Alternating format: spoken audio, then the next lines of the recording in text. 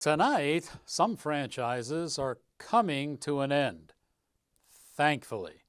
Have some more horror films for, and people are looking very much forward to the summer blockbusters. Not only movie watchers, viewers, but movie managers, studio managers, and of course, theater owners. Will this summer really be the boondoggle they're hoping? I don't think so. Cinematic class is about to begin, and your professor is in.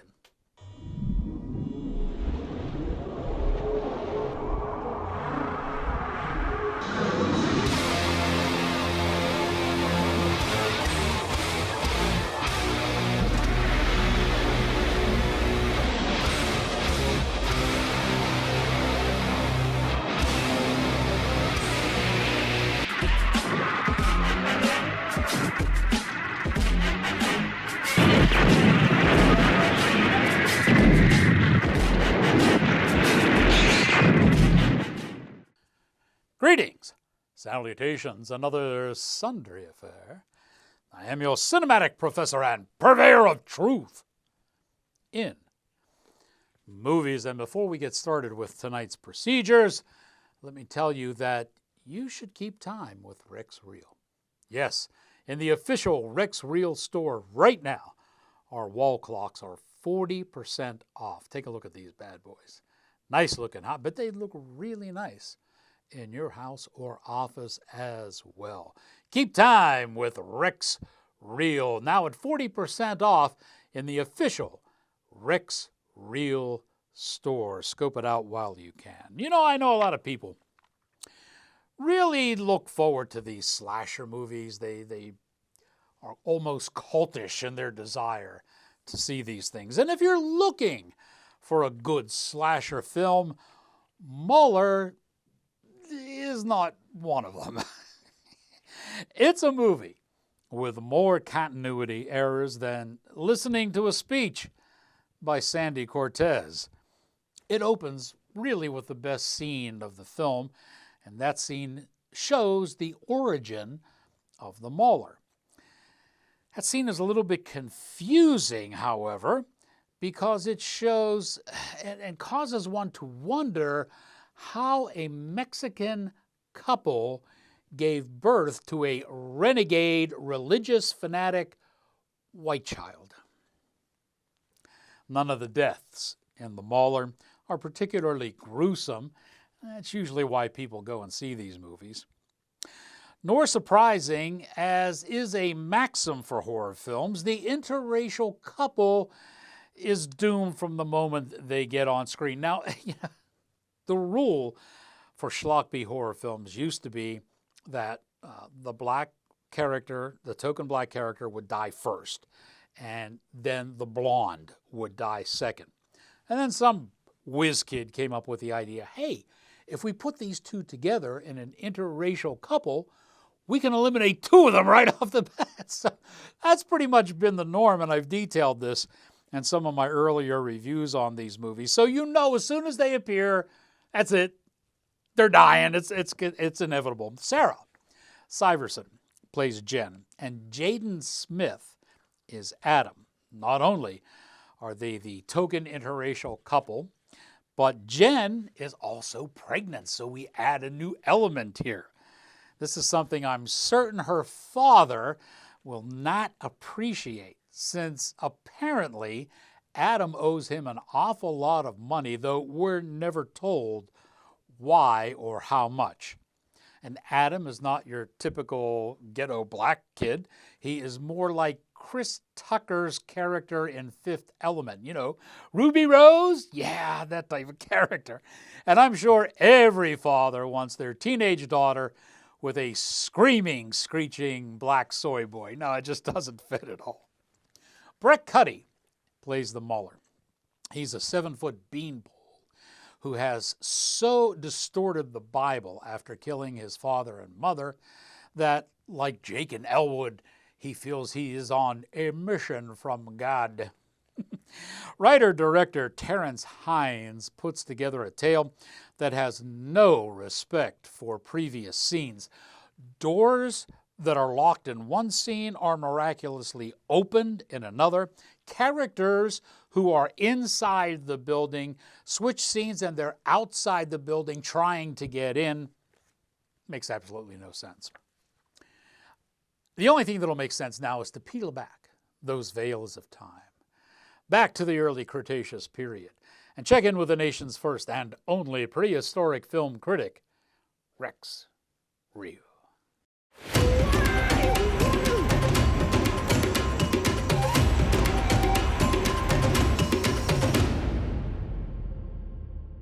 Muller looks like a neighborhood Halloween production.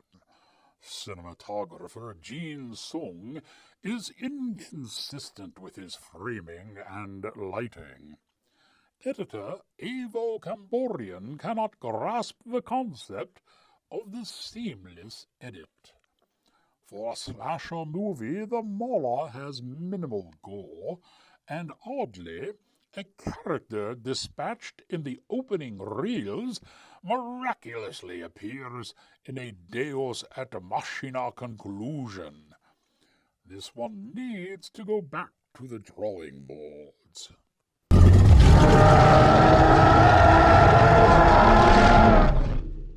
The one saving grace in Muller is Mike Sullivan, who plays Officer Stanley. Now, Stanley is a slightly retarded man who lives his life vicariously through martial arts movies. He provides the only real challenge to the Mauler's reign of terror, but even that is not saying much, as Sullivan really can't fight. Hines attempts to give the film some gravitas with biblical quotes, but folks, even the Bible can't cook this turkey. There's a secret contest on the dark web. If you can prove that you stayed from dusk till dawn in a house where a grisly murder happened, the winners get $25,000. Are we down to make some easy money or what?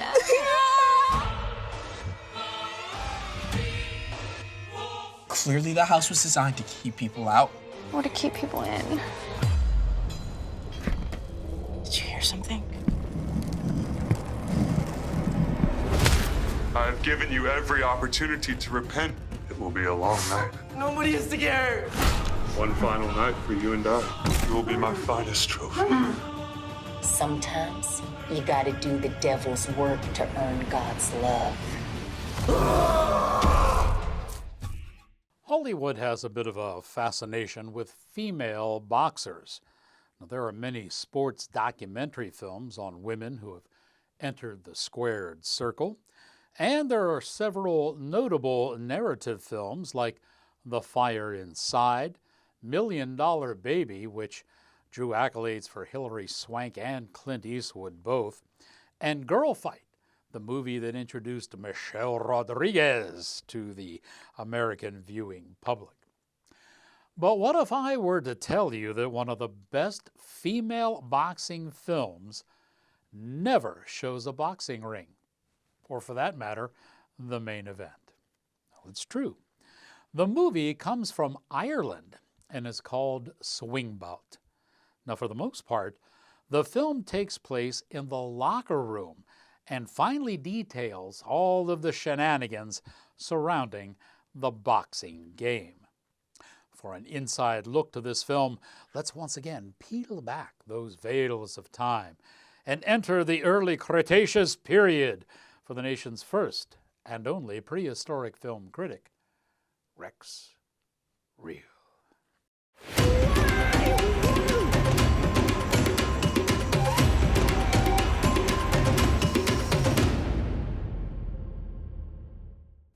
Writer-director Maurice O'Carroll orchestrates a dark symphony of the boxing world.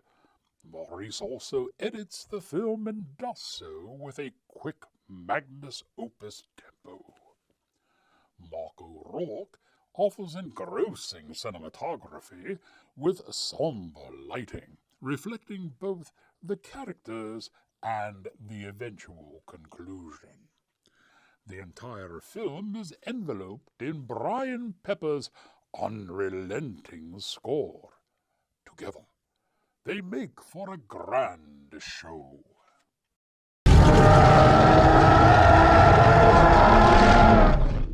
Swingbout stars Sierra Berkeley as Tony. She's a slugger who feels destined to become world champ. And Chrissy Cronin stars as Vicky. Vicky is a polished tactical fighter whom the promoters love due to her very large social media following. Isn't that the way things are nowadays? Tony and Vicky are scheduled to meet in a swing bout on a professional televised card. It's a big opportunity for both of them. The movie details the behind-the-scenes schemes of the trainers, the managers, and the promoters, all seeking to make the most out of the situation. It is exceptionally well done. Also starring are Sinead O'Rourke, Ben Condren, and Frank Pendergast. Now, at no time does Maurice show the audience the ring area, nor any of the fights. It's boxing without boxing, to paraphrase Bruce Lee. And yet this is one of the best female boxing films I've ever seen. Here's a look now at Swing Bout. Life is suffering. Life is pain. And whether she comes fast or slow, death is coming for all of us. The question is, how did you die? Because if you lived on your knees, you're going to die on your knees. Have you ever been knocked out? No. Have you ever been stopped? No. When you go down, you better go down hard. Look, this is a great opportunity. Yeah? He wants me to lose, Emma. He wants me to throw the fight. Welcome to the fight game. A storm carries the fury of the gods. It brings destruction and death. But a storm rewards the strong, the brave, and the bold.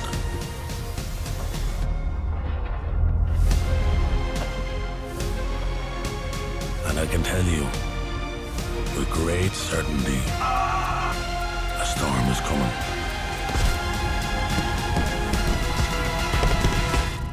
And I ask you again, how did you die? Anniversaries and IMF.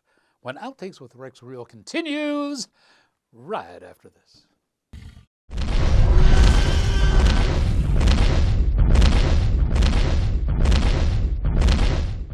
Say, for the last couple of weeks, I've been telling you about Gabriel Mastracci and how he can brand, rebrand, or develop your product or service. Well, he went and did it for himself. You know, those of you that have been following Outtakes with Rex Reel on the Facebook page, you've seen these photos that I've put up with Gabriel doing pictures kind of in a kid's fashion, if you will, of dinosaurs and various prehistoric beasts. Well, they've been collected now into a coloring book. This thing is hours of fun. It's meant for kids, but even if you're an adult, you can have a lot of fun with this one. Here's how you get it. Yeah, we're going through the Bezos on this one. And it's some 40-some pages or other of 20-some dinosaurs in there that you can have a blast with coloring with your kids, or, you know, give them the coloring book and the crayons, and you get a couple hours of peace, whichever way you want to look at it. Great book. Be sure to check it out. Gabe will appreciate it, and so will we here at the show.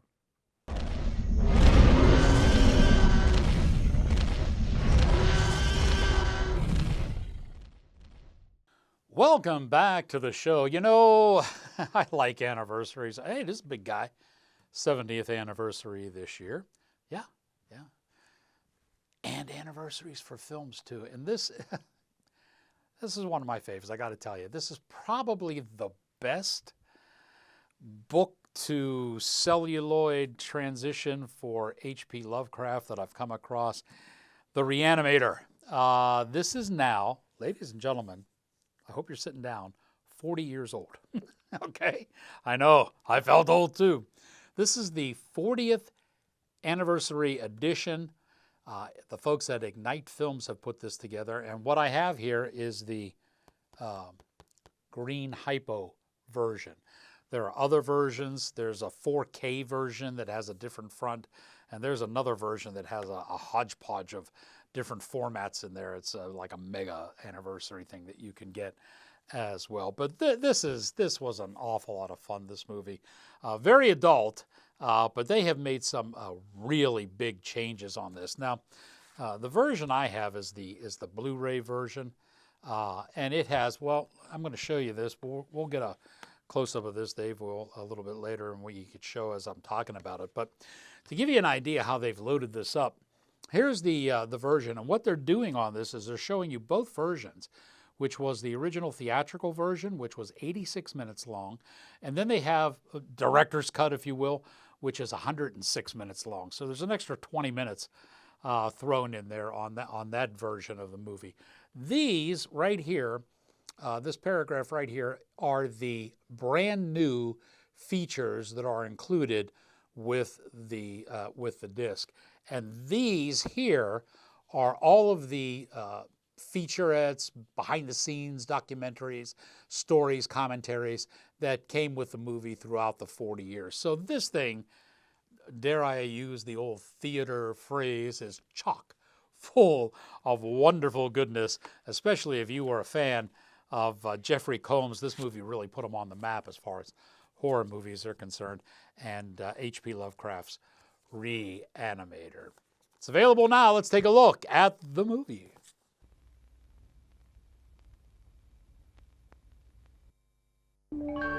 Herbert West is at the top of his class in medical school. How can you teach such drivel? These people are here to learn, and you're closing their minds before they even have a chance. What are He's brilliant, but a little weird.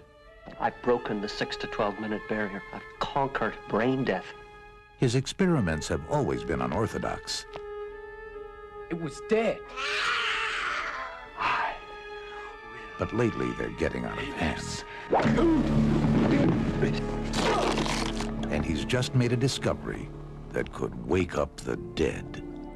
Herbert West has effected reanimation in dead animal tissue. What are you thinking? How do you feel?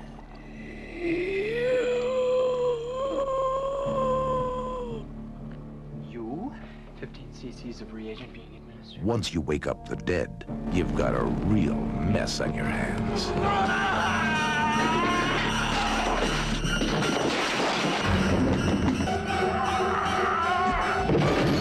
Herbert, you're insane! Now what happened? I had to kill him! He's dead? Not anymore.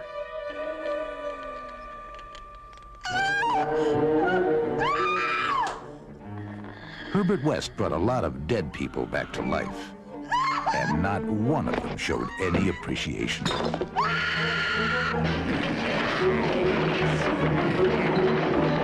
H.P. Lovecraft's classic tale of horror, Reanimator. Mr. West. You'll never get credit for my discovery. Who's going to believe a talking head? Get a job in a sideshow. It will scare you to pieces. Tom, please say this is the end. Outtakes with Rex Reel continues right after this.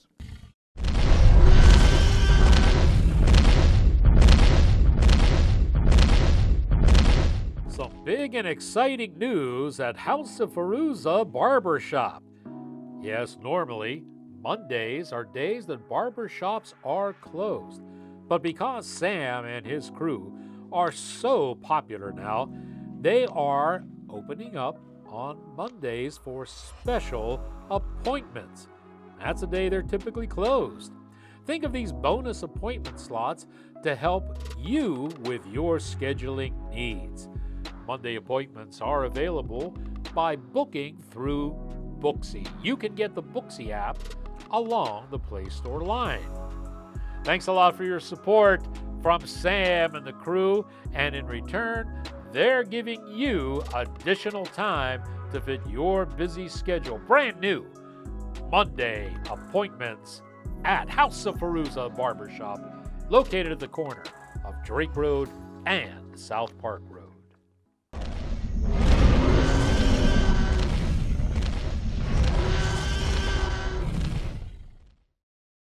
Welcome back, ladies and gentlemen. Tom Cruise came out with a PR release just the other day saying that his goal now in Hollywood is to star in an action film when he's 100 years old. If that happens, let's hope he's not playing Ethan Hunt. The Mission Impossible series comes to an end with Mission Impossible 8, The Final Reckoning. The last 2, possibly 3 episodes in this franchise are largely forgettable. And one can thank Simon Pegg, who shows up as Benji, for salvaging this tentpole, just as he did when he played Scotty in the reboot of Star Trek. Well, Ethan Hunt is back with his IMF team trying to stop the Entity. The Entity is an AI program with delusions of world domination.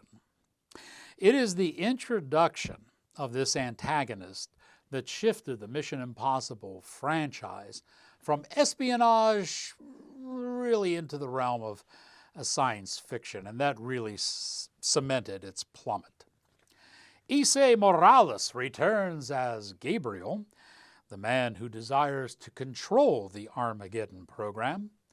Morales is an excellent actor, but writer and director Christopher McQuarrie inserts too many scenes of Gabriel repeating the same trite dialogue about the program and his grand design for the world. He repeats it so many times, he really must have thought the audience watching would be retarded. Christopher also writes ridiculously long epithets. See, folks, when bombs are about to go off and there is a countdown, there shouldn't be a minute or more long diatribe on how wonderful the doomed character is. This happens not once in the movie, but 4 times. All right, let's find out what's going on with this movie for real and peel back once again those veils of time to the early Cretaceous period and check in with Rex Real.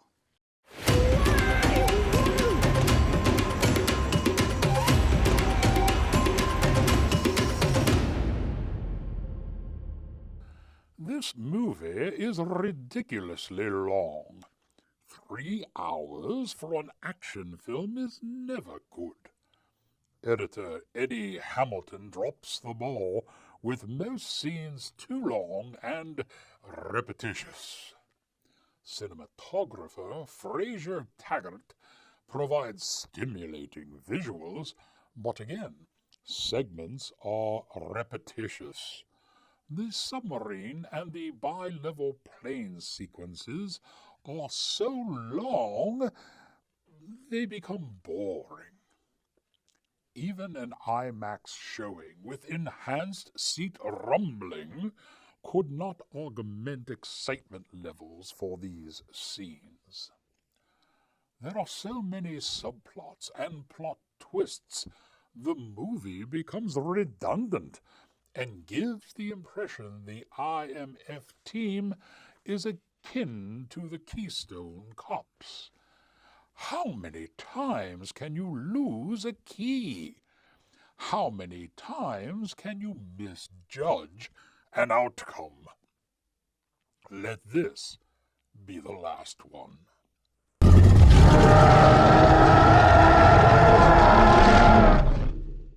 The Mission Impossible franchise peaked in the 2nd edition.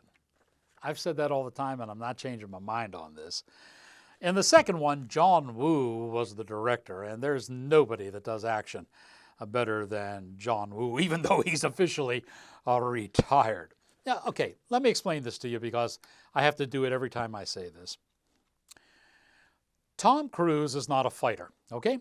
He is a runner and a jumper. If you look at all the Mission Impossible movies except the second one, all he does is run and jump. And when he does all his own stunts and they report about, oh, he got injured on set and this and that, he's running and he's jumping. And that's all he does. He does it in this movie. He runs and he jumps. And there are no fight scenes. The best fight scene he has, okay, is the scene with the meat tenderizer, and you don't see it. It happens off frame. So the women characters do all the fight scenes in this movie. And that goes back to John Woo in the second, that movie. He had Dougray Scott in there as the antagonist, and they met a couple of times and had some really good fight scenes, especially that fight scene at the end on the beach. Yeah, it was great. Cruise was insisting back then that he do his own stunts. John Woo had brought his stunt team from China in, the 5 guys he always travels with. No, said Cruise, I do my own stunts. John Woo said, okay, then here's the training you have to go through. And he put him through training, just like John Wick movies with Keanu Reeves, went through the same time. So he had to learn how to kick and how to, block and all this kind of stuff. He hasn't done it in any MIF movie since, okay? It hasn't happened because that was just way too hard for good old Tommy Boy. Give him a motorcycle and let him run and jump, and that's all he does. His best work was working with John Woo. There you go, I said it. Now, the tech certainly helps this movie a lot. Visually, it's really great to see. The script just rambles. And the computer antagonist, he's never given any kind of personification to make it seem nasty. Issei Morales tries to pick up the slack, but it's just not happening. And all of the scenes in this are stretched to the point where, like the proverbial rubber band, something got to give. Here's a look at the final reckoning. Smart people on every side are close to panicking. What exactly is your plan?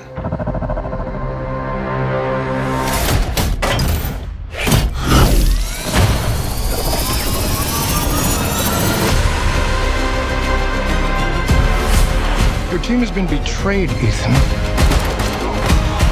All your secrets compromised.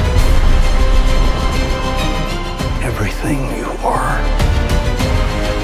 everything you've done, has come to this. You gave him an aircraft carrier?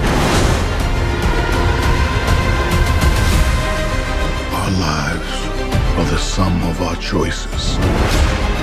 If this was your calling, your destiny, I have no regrets. Neither should you.